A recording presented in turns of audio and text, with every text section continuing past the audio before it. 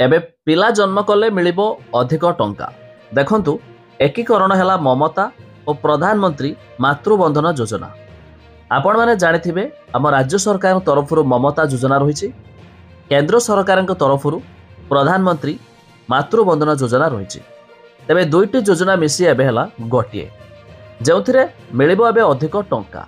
केते टंका मिलिबो जहाँ आमे भिडियो रे जानिबा, शेष पर्यंत देखंतु। ता पूर्व वीडियो को लाइक करंतु, सब्सक्राइब करन थिले एबे सब्सक्राइब करी पाखर थिबा घंटी चिन्ह को दबाइ दियंतु।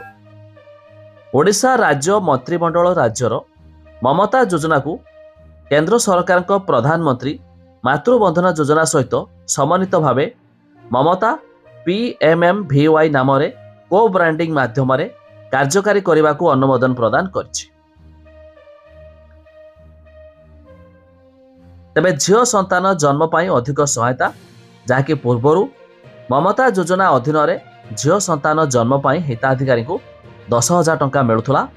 एबे ममता PMMVY अधीन रे यह वृद्धि करी 12,000 टंका करा जायछि।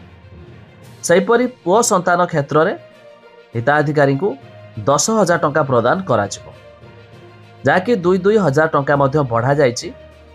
केंद्र सरकार स्कीम एमिति कि राज्य सरकार स्कीम मिसी गोटे स्कीम मध्य होइगला।